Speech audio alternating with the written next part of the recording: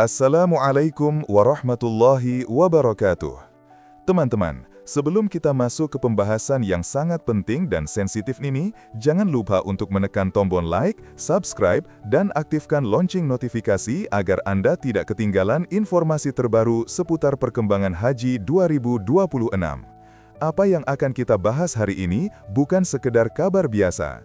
Ini adalah informasi yang dapat menentukan nasib keberangkatan puluhan ribu calon jamaah yang telah menunggu bertahun-tahun.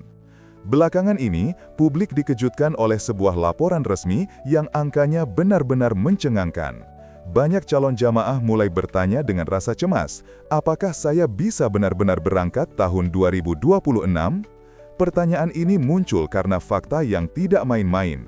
Dari 81.000 calon jamaah haji reguler yang sudah menjalani pemeriksaan kesehatan tahap awal, hanya 29.000 yang dinyatakan lulus syarat istita'ah kesehatan. Apa arti angka sebesar ini? Mengapa tingkat kelulusan begitu rendah? Dan apakah kondisi ini bisa berdampak langsung pada keberangkatan jamaah tahun depan? Semua pertanyaan itu akan kita bahas secara rinci, jujur, dan apa adanya.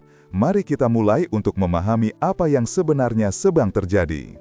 Data terbaru yang dirilis pada awal Desember 2025 benar-benar mengejutkan publik dan mengguncang calon jamaah haji 2026.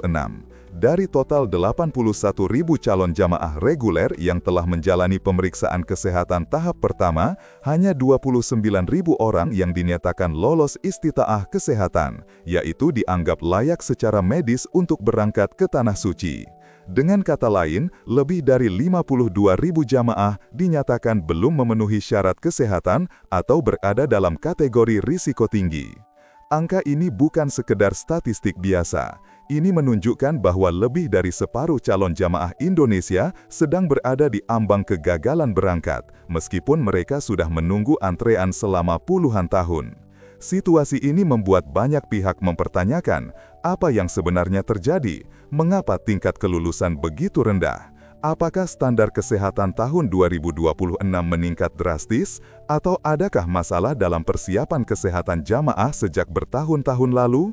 Yang jelas, fakta bahwa tingkat kelulusan hanya sekitar 35% menandakan adanya potensi krisis besar dalam keberangkatan haji tahun depan. Jika kondisi ini tidak segera ditangani, Indonesia bisa menghadapi gelombang terbesar jamaah gagal berangkat dalam sejarah penyelenggaraan haji modern.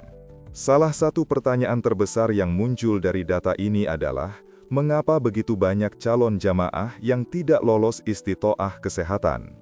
Untuk memahami hal ini, kita perlu melihat beberapa faktor kunci yang saling berkaitan. Pertama, profil jamaah haji Indonesia didominasi oleh lansia, yang sebagian besar memiliki riwayat penyakit kronis seperti diabetes, hipertensi, gangguan jantung, serta masalah pernafasan. Penyakit-penyakit ini umumnya membutuhkan pemantauan jangka panjang, bukan persiapan mendadak hanya beberapa bulan sebelum keberangkatan. Kedua, sejak 2 musim haji terakhir, tingkat kematian jamaah dunia meningkat, sehingga Arab Saudi memperketat standar kesehatan. Indonesia pun mengikuti aturan tersebut dengan menambah parameter penilaian, mulai dari kestabilan tekanan darah, kontrol gula darah, kekuatan jantung, hingga resiko jatuh dan kemampuan mobilitas. Akibatnya, jamaah yang dulu dianggap aman untuk berangkat, sekarang masuk kategori resiko tinggi. Faktor ketiga yang tak kalah penting, banyak jamaah mengaku tidak mengetahui standar baru ini sejak awal. Mereka baru menyadarinya setelah pemeriksaan. Kurangnya sosialisasi membuat banyak jamaah tidak melakukan persiapan kesehatan secara serius jauh sebelum jadwal pemeriksaan. Kombinasi faktor medis dan faktor komunikasi inilah yang akhirnya menyebabkan tingkat kegagalan istita'ah menjadi sangat tinggi tahun ini. Situasi ini bukan sekadar angka di atas kertas. Jika lebih dari 52.000 jamaah belum memenuhi syarat kesehatan pada tahap pertama, maka kita sedang melihat potensi krisis haji terbesar dalam sejarah Indonesia. Dalam 5 hingga 6 bulan ke depan, bisa terjadi gelombang jamaah gagal berangkat dalam jumlah yang belum pernah terjadi sebelumnya. Dan ini bukan hanya persoalan medis, ini menyangkut harapan, waktu dan pengorbanan jamaah yang sudah menunggu selama 2 hingga 3 dekade. Bayangkan seseorang yang selama 25 atau 30 tahun rutin menabung, mengikuti manasik, menjaga niat, tetapi tiba-tiba dinyatakan tidak layak berangkat karena gula darahnya masih tidak stabil atau tekanan darahnya naik turun. Secara medis, resiko memang tinggi. Namun secara sosial, keputusan ini bisa memicu kekecewaan massal, tekanan publik, hingga potensi konflik antara jamaah dan penyelenggara. Jika tidak ada langkah cepat dari pemerintah, situasi ini dapat menciptakan krisis kepercayaan. Masyarakat bisa menduga pemerintah sengaja memperketat aturan untuk mengurangi jamaah lansia. Selain itu, jamaah yang gagal berangkat berpotensi mengalami stres berat, merasa kehilangan kesempatan hidup yang telah lama ditunggu. Ini adalah ancaman serius yang harus ditangani sebelum terlambat. Dengan tingkat kelolosan istitoah kesehatan yang hanya berada di angka 35%, pemerintah menghadapi situasi yang tidak bisa dianggap kecil atau biasa saja. Ini adalah tanda bahwa sistem kesehatan jamaah haji Indonesia membutuhkan intervensi cepat, terarah, dan terukur. Ada 4 langkah besar yang harus segera dilakukan pemerintah, bukan nanti, bukan menunggu mendekati musim haji, tetapi harus dimulai sekarang. Pertama, pemerintah wajib menjalankan program stabilisasi kesehatan nasional yang menyasar puluhan ribu jamaah berisiko tinggi. Program ini bisa berupa pemeriksaan rutin, pendampingan ketat dalam manajemen diabetes, hipertensi, penyakit jantung, hingga program gerak fisik terpandu yang disediakan di puskesmas atau rumah sakit daerah. Tanpa langkah ini, mayoritas jamaah akan tetap berada di zona merah hingga hari keberangkatan tiba. Kedua, pemerintah harus menjamin akses layanan kesehatan gratis atau sangat terjangkau bagi jamaah dengan penyakit kronis. Banyak jamaah lansia yang tidak mampu membeli obat secara rutin atau tidak melakukan kontrol karena biaya. Jika akses kesehatan tidak diperluas, mustahil angka kelolosan bisa naik. Ketiga, perlu dibuat sistem pendampingan jamaah berisiko tinggi, termasuk kewajiban memiliki pendamping yang benar-benar siap mengawal kondisi kesehatan mereka selama ibadah. Keempat, pemerintah harus melakukan komunikasi publik yang jujur, jelas, dan tidak mendadak. Jangan sampai masyarakat merasa aturan ini adalah cara tersembunyi untuk mengurangi jamaah lansia. Ketidakjelasan komunikasi dapat memicu kegelisahan dan rusaknya kepercayaan publik.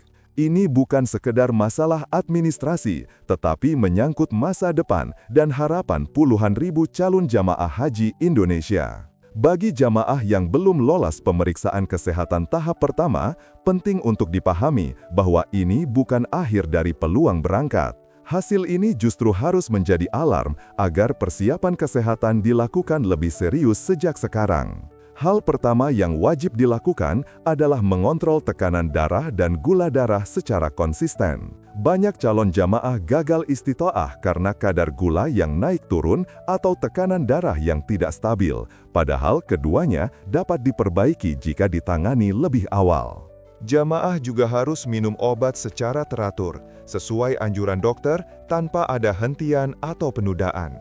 Bagi penderita penyakit kronis seperti hipertensi, diabetes, atau masalah jantung, kedisiplinan ini sangat menentukan kelayakan berangkat. Selain itu, perbaikan fisik juga sangat penting. Mulailah melakukan latihan jalan kaki 1 hingga 2 km setiap hari atau sesuai kemampuan. Latihan ini bertujuan membiasakan tubuh menghadapi aktivitas intens selama di tanah suci. Konsultasi rutin ke dokter minimal sebulan sekali juga diperlukan, agar perkembangan kesehatan terpantau dan bisa mendapat penyesuaian obat jika diperlukan. Bagi jamaah resiko tinggi, pastikan memiliki pendamping resmi, karena kategori ini masih memungkinkan untuk berangkat. Intinya, dengan persiapan serius dan disiplin, peluang lolos istitoah masih sangat terbuka. Jika kita melihat lebih dalam, inti persoalan ini bukan sekedar angka kelulusan istitoah yang hanya mencapai 35%. Masalahnya jauh lebih kompleks dan menyangkut banyak aspek yang saling berkaitan. Pertama, rendahnya tingkat kelulusan menunjukkan bahwa sistem pembinaan kesehatan jamaah selama ini belum berjalan optimal. Banyak calon jamaah menunggu puluhan tahun tetapi tidak mendapatkan pendampingan medis jangka panjang yang memadai. Kedua, ini menyoroti lemahnya komunikasi kebijakan. Standar kesehatan yang semakin ketat seharusnya disosialisasikan sejak dini agar jamaah memiliki waktu yang cukup untuk menstabilkan kondisi kesehatannya. Namun, banyak jamaah baru mengetahui batasan dan risiko setelah pemeriksaan dilakukan, yang memicu kebingungan bahkan kecemasan. Ketiga, persoalan ini menguji kemampuan negara dalam memastikan kesiapan kesehatan ratusan ribu jamaah setiap tahun. Jika dari pemeriksaan awal saja hanya sepertiga yang lolos, ini mengindikasikan masalah struktural dalam layanan kesehatan preventif bagi calon jamaah. Pada akhirnya, persoalan ini bukan hanya soal siapa yang bisa atau tidak bisa berangkat haji, tetapi soal bagaimana negara membangun kepercayaan publik, menjaga keadilan bagi jamaah lansia, dan memastikan bahwa persyaratan haji yang semakin ketat tidak menjadi beban yang tidak terkelola. Semoga pemerintah bergerak cepat. Semoga jamaah mempersiapkan diri lebih baik. Dan semoga Haji 2026 berjalan tanpa tragedi, tanpa hambatan, dan tanpa gejolak. Ya Allah, berikan kami kesehatan yang baik, rizki yang halal dan berkah, keluarga yang penuh kasih, dan anak-anak yang soleh. Bimbing kami menuju Mekkah dan Madinah dengan kemudahan, keselamatan, dan keberkahan. Kabulkan doa dan niat kami untuk berhaji. Wassalamualaikum warahmatullahi wabarakatuh.